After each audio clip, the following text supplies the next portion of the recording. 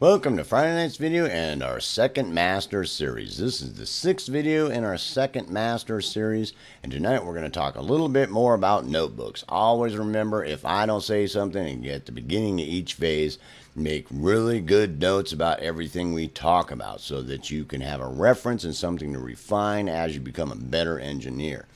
Tonight, before we get started, we talked about a couple topics that I wanted to address that I really wanted to hit home on before we actually got started in our analysis process that we got our session set up for. So basically, we're ready to start getting into our tools. So the one thing I want to talk about before we get into that is, first of all, making up notebooks. First of all, a notebook about your DAW. Whatever DAW that you're using, really good notes about all the things that your DAW can do besides just your reference manual. Sometimes that you can, between your notebook and your reference manual, can really help you to be able to find stuff easier, to elaborate on things, and to have a better understanding of the software that you have as your DAW. Does that make sense? And your plugins, plugins that you have in your DAW, making notes about them, any plugins that you might have that, it might be related to studio related apps or something. Sometimes I'll see plugins as other apps. They're not part of my DAW. They're another application. And make really good notes of all of them. Take pictures of their stuff and put it in separate notebooks, refine your knowledge of them as you learn, and keep really good notebooks about them, so you really understand all of them, your analysis tools, your processors, your plugins, your VS, whatever that you're using, or related software, anything like that. Make really good notes about it so you can refine your knowledge of it and things that you use it for. And when we get in here, some of the biggest things, notebooks you're going to want to put together, when we get in here, we're going to be looking at analysis processors. Then we're going to looking at basic processors like equalization, reverb, things like that. And then effects, all kinds of different effects, that you can use in the studio. And we're going to really go through them in depth, trying to really make sure that we have a good understanding of them and good working usage knowledge of them, and so that we can start experimenting with them and doing cool stuff because we understand them well enough to do cool stuff with them. Now, this also, I do suggest you making up a notebook that's on analysis, analyzing audio. Analyzing audio, make up a good notebook about that, because you're going to run into things that you run into when I analyze vocals. What's important that I really need to be looking for? Or when I'm analyzing a guitar or an oboe or whatever, it's like, make good notes about that kind of stuff as you're going along so that you can, fall back on that. It's like, it's huge as you start to expand on that it's really going to help you refine your working knowledge of it and keep good reference of it so you can go back and see what the heck you were doing. And also processing instruments. When you're going through, making notebooks about processing whatever instruments, mine's pretty simple because I've streamlined mine for years. And a lot of those notebooks went into other areas because I didn't see any point in having them set up like that. But your basic instruments, keep really good notes about it. Vocals, your wind instruments, your brass, guitars, keyboards, strings, whatever. And you can make that as elaborate as you want. As you're first learning, you might get what might be perceived as a little bit of a mess. But don't worry, as you get better, you'll streamline it and make things more concise as you get better and understand things that are really important, and, blow off the fluff or put the fluff somewhere else that's a reference, that's abstract concepts that, you don't need 500 notebooks about violin strings, because it's not really that complicated now. I've been doing this for 10 years, bro. I don't need to look for 4 hours of reading to process a violin, But at first you might. All that stuff's important until it really sinks in. Does that make sense? Sound sculpting. Every time, most of the stuff you do is sound sculpting one way or another. So making really good notebooks about sound sculpting and things that are sound sculpting, are great. And processing techniques, different processing techniques that you run across. As we go through this video, that when you start experimenting with these things on different applications, that these other notebooks are going to pop up. They just are. Now you're going to have a new notebook when you start experimenting and practicing about processing different instruments, vocals, brass, guitar, whatever, and notes about what you did to do a cut, make it come out really sounding good, and processing, sculpting audio, different tools that'll do different things and little notes you want to make about it, or just some of my notebooks are pretty in depth because I actually get in there and want to, I sculpt audio sometimes in MATLAB, sometimes when I'm having a serious issue, I'll pull out MATLAB and go, okay, we're going to get a little scientific here, bro, because I really want that to do that. And it's not happening with this plugin that Waves Audio sent me. You know what I'm saying? No offense, guys, because you make some good plugins, but, it's like some of it doesn't go that deep. So, and processing techniques, all these notebooks are going to eventually come into play as you start trying to utilize the stuff that we're talking about. And they're going to be very important in helping you eventually take all this information. And I have a studio production notebook that is basically my production notebook. It's my production notebook, and I've got quick references for some things that I really need while I'm going through and doing a production. Does that make sense? All that stuff you'll eventually start to sort out and filter into putting yourself together a really good production notebook with checklists and workflows and things like that, and notes for you to go, oh yeah, what was I doing there? Oh, I need to go back there and I need to look at what was that delay thing, what was happening there. Okay, well, can I do that with that, or is that going to work with that? What did I write down there? Whatever you might be doing, or analyzing. You got an audio, and you're like, wow, dude, now I'm analyzing this bell. I've got this church bell going on. Well, what is that? What am I looking at? Harmonics, harmonic distortion. What the heck is going on there?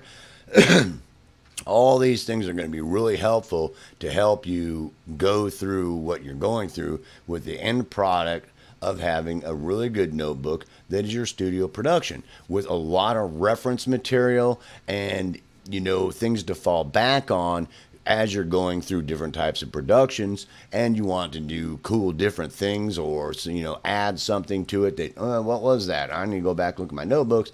And it might seem, like a lot, and it is, but that's okay, because as you refine that, as you write these notes and as you refine this, at first it might seem like a lot, but there's a couple things that happen with this, especially here, because we're going into the second master series and you want to become a virtuoso master audio engineer. Now, to get that done, you're going to have me do this stuff pretty well. Does that make sense? And so basically, as you start going, you'll make good notes about things. You'll, take a look at things. And as you refine that, you will look at your notebooks as, is it written well or not? So you'll start going through it and going, what did I write about that? Does that make sense? You're going to go, does that sound like somebody has any idea what the hell they're talking about or not? And if you don't think so, you're going to refine it. You're going to work at it until it does. And that's going to boost your ego. It's going to make you have more confidence in yourself, because you're going to start voicing in words that you're going to have to reread. Does that sound like an idiot or audio engineer? Does that make sense? And eventually you're going to want to sound like an engineer instead of an idiot. So I know that sounds funny, but I went through that. You have no idea when I first started doing stuff that I had notes about stuff that, I watched. Just part of the reason why I put this channel here is I watched thousands of videos, bro. And I eventually come to understanding of it. I just watched 30 videos from Bob. Bob is an idiot. Bob is not an audio engineer, is he? No, he's not. It's like, and no offense to Bob, because he's having fun. He's trying to share his information just like I'm trying to, but I got a lot of bad information sometimes that I was just like, that's not true and that's not happening. And, it was very frustrating, because, they were being helpful, but I was getting bad information. And writing it out, and having good notebooks is going to help you, because you are eventually, does that look like something an audio engineer wrote? Does it look like an audio engineer wrote that? And am I doing, does that sound good? Or does I sound like an idiot? And it's like, it's going to help you. And then it not only is going to help you boost your you trusting in you and trusting in your abilities and trusting in your working knowledge of things and trusting your decisions and trusting how you see things. Because all as you write that out, you're going to look back at it and go, no, I need to refine that because I sound dumb there. So no, that sounds better. That sounds more professional, sounds more accurate, and and it'll start becoming more, a reflection of you in your notebooks. That is something that is going to really help you, trust your judgments, because becoming a master virtuoso audio engineer, you're going to really need to trust your judgments. Some of those guys doing that stuff, like we talked about so far, even now, like I talked about in the first video and the first 3 videos, that they spent years doing that, and they trust their judgments, that they're making good judgments from really taking making sure that what they did was professional as they could, so that their judgments, they could trust themselves, because they spent the time making sure they could trust themselves. And that what they're doing made sense instead of, well, I don't know. Does that make sense?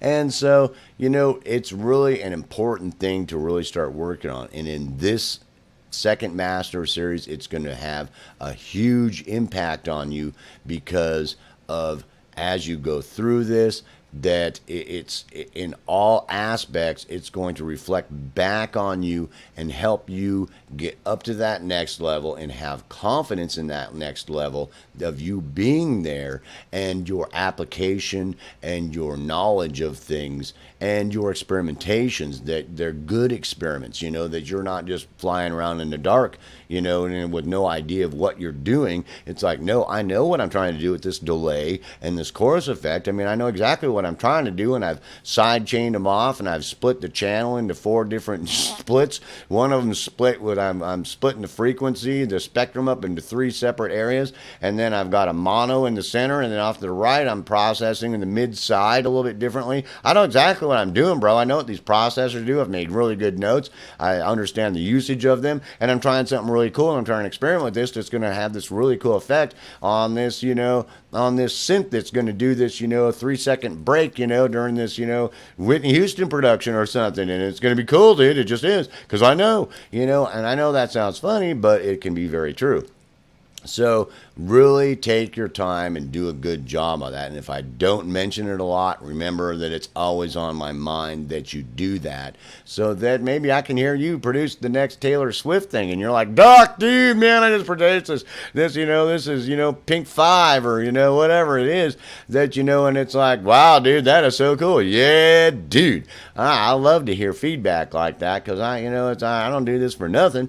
I want to hear something from you now and then. You did some damn thing, and also if you come up with new techniques from practicing and you learn something from me and you're like, wow, Doc, what about this? What do you think about this? This would be so cool. What do you think? I love hearing new stuff. So, don't think that I don't do it, because I don't do some of this because I like to hear feedback and hope that you do something new and cool and tell me something new and cool from your experiment. There's 2,500 or something on my subscriber list. You must be experimenting with some damn thing. Give me a call and let me know.